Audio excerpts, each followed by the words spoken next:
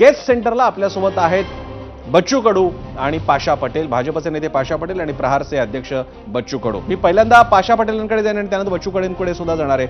पाशा पटेलजी, ग्रामीण महाराष्ट्रात काय चालले याची आपल्याला माझ्यापेक्षा जास्त जाणीव आहे।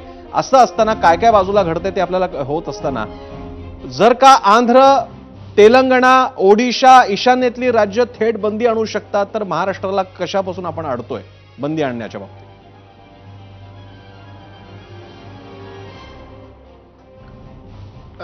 हे बरोबर आहे की आता आपण विधान भवनातलं कामकाज दाखवलं। माननीय मुख्यमंत्री महोदयांची भूमिका तुम्ही दाखवली। माननीय मुख्यमंत्री महोदयांनी महाराष्ट्राच्या हिताच्या संदर्भामध्ये जे बोलायला पाहिजे होतं ते त्यांनी बोललेलं आहे। आणि खरंच हे जे खेळ आहे ना, हे ग्रामीण भाग उद्ध्वस्त केल्याशिवाय राहणार नाही। का तर माझ्या गावामध्ये 30 लाख रुपये एका शेतकऱ्याच्या मुलाने हारलेलं आहे। बापरे। आणि ही लागण कशी आहे माहितीये का? हे व्हायरस किती विचित्रपणे पसरतो। मी आता किल्लारी नावाचं जे गाव आहे त्या गावामध्ये एकाला लॉटरी खूप मोठी लागली अशी अफवा झाली। तर त्या दिवशी रात्री 4 ते 5 हजार लोकांनी हे डाउनलोड केलेलं आहे।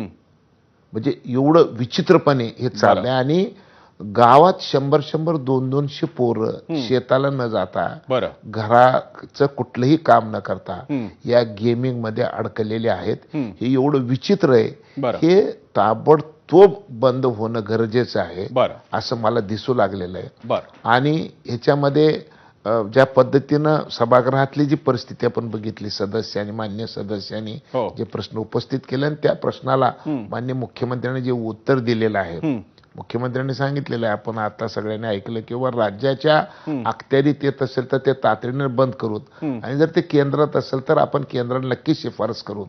आणि आपल्या माध्यमातून मी आता लोकसभेचं अधिवेशन चालू आहे, तर महाराष्ट्रातल्या आता या माध्यमातून जे जे खासदार मंडळी ऐकत असतील त्या सगळ्या खासदार मंडळींना, जसं महाराष्ट्रामध्ये आमदार मंडळींनी हा विषय बरोबर लक्षात घेऊन त्यांनी सभागृहामध्ये मांडलं, त्याच पद्धतीनं महाराष्ट्रातल्या खासदारांनी हा विषय लोकसभेमध्ये पाशा पटेलजी, याचं स्वागत आहे। तुम्ही भूमिका घेताय, 0 आवरने घेतलेला आजचा मुद्दा तुम्ही लोकसभेपर्यंत नेण्यासाठी प्रयत्न कराल असं म्हणताय, याची एक तर पहिल्यांदा स्वागत आहे त्याचं। पण पाशा पटेलजी, तुम्ही मगाशी जो स्वतःचाच अनुभव सांगितला की तुम्ही लातूर आणि बाकीच्या ठिकाणी सांगितलात की एका माणसाला लॉटरी काय मिळाली, एका रात्रीत गावाच्या गावानं ऍप डाउनलोड केलं।